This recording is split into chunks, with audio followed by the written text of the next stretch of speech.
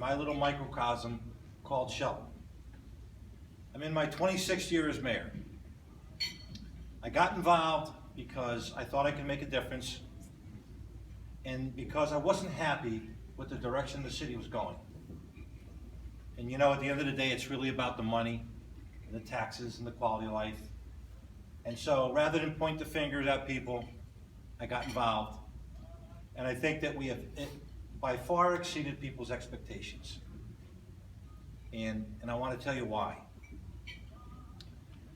Because I was the owner of a business, owned and operated a restaurant in Shelton for 21 years, 15 years of which I was the mayor who owned the restaurant. So I was doing double duty. So I understand what business owners and working people have to go through every single day. I understand the onus that the state of Connecticut puts on you and how hard they make it and the obstacles. And it's no secret that people are leaving our great state. Connecticut, as we all know, has some of the wealthiest people in the country and in the world. But they're leaving. They're leaving because of something called the estate tax. Now, you know, you work hard, you pay taxes, you save, and then when you pass on, Connecticut wants to be in your pocket again. So consequently, all these wealthy folks want to protect their interest. And how can you blame them? So what do? 6 months in a day. And they're moving to other states. The Carolinas, Texas, Florida. But they don't have, those states don't have the quality of life that we have. But you know, on the other side of the spectrum, you look at the youth of our state. Kids graduating from college don't come back to Connecticut by the right percentages. They don't come back because there's not enough gainful employment for them. And if there is, the cost of living is so high that they're more than likely to live with their parents. And so they seek the path of least resistance. And how about that senior citizen that has worked all their entire life, paid off their mortgage, but yet may lose their house because their property taxes just continues to eat away at them? How fair is that? It really isn't. We all know that. So what I tried to do in my city, and I think I've done it in a big way, is make our place predictable, make it affordable, and make it stable. Now, what do I mean when I say predictable? I mean that every business and every resident who pays taxes knows year in and year out what to expect. They're not going to get whacked with big tax increases from one year to the next. If you look at our mill rate over 26 years, we have either left it alone or lowered it 19 times. We have not raised the taxes in the last 8 years, and this year we lowered the taxes. That's predictable. And what's that done? That's brought businesses to our community. In 1991, there were 400 businesses in Shelton. Today there are 1,500. We have companies like Prudential, Hubbell Corporation. They were in Orange, Connecticut for 100 years. They're now in Shelton. Vic, sound familiar? They were in Milford for 52 years. They're now in Shelton. Perkin-Elmer, Pitney Bowes, Sikorsky's. Last year we had 2 companies move from the next town over. Unilever and United Healthcare. 1,500 employees. Now, why does a company move 4 miles away?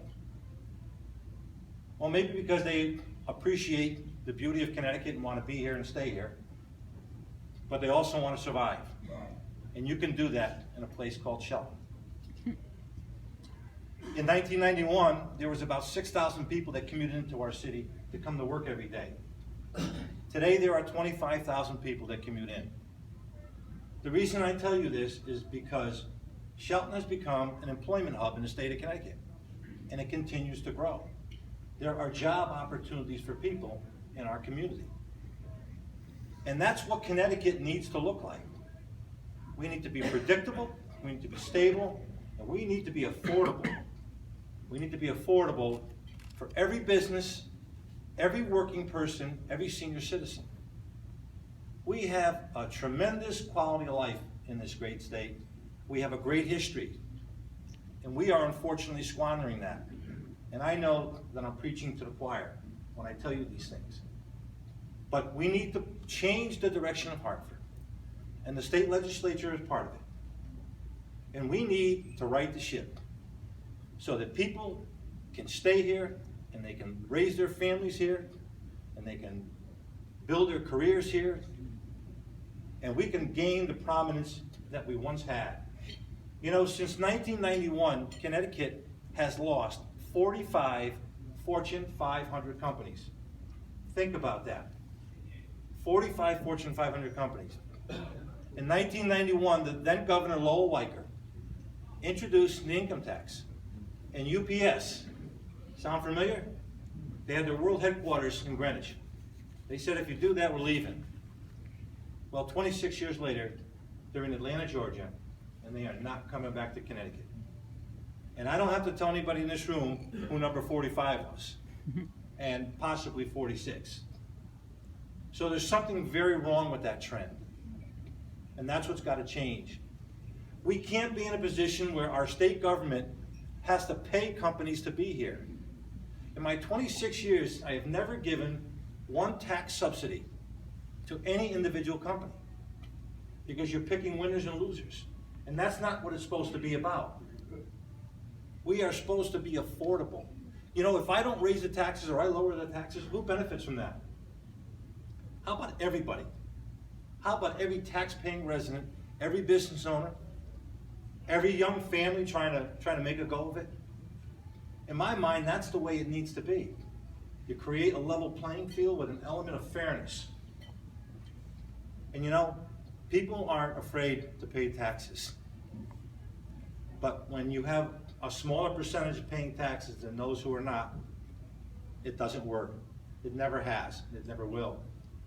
And I dare say that in this great country of ours, there's always going to be a percentage of Americans who need our help. And we're going to do that, because that's who we are. But it can't be a greater percentage than that. So I wanted to share with you some of the things that I think are important philosophically for a candidate to have demonstrated, because this state needs that formula. This state needs to take a different path. It's no secret that we spend too much, that we regulate way too much, and that we tax too much. And again, I know I'm preaching to the choir when I tell you this, but there's a couple of places in this state who don't do that, and they are extremely successful. And I'm going to leave you with this. In 2008, Bloomberg's Business Week magazine, which is a national publication, had ranked Shelton as Connecticut's most affordable city. And in 2016, Zippia, which is a rating agency which rates municipalities all over the country, had rated Shelton Connecticut's most successful city.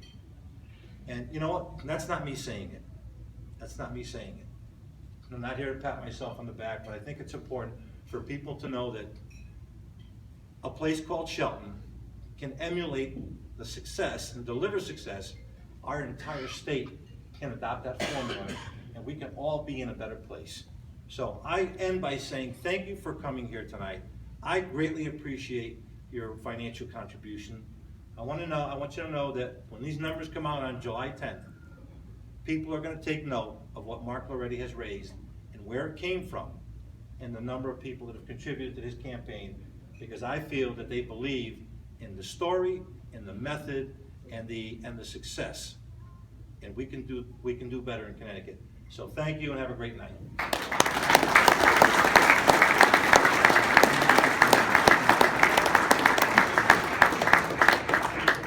Just before I hand the microphone back over to Joe, I want to thank Mayor of Naugatuck, Pete Hess, for being here tonight. Pete, thank you. Ed St. John, the first selectman of Middlebury, and Tom Dunn, the mayor of Wolcott. Thank you for your support, guys.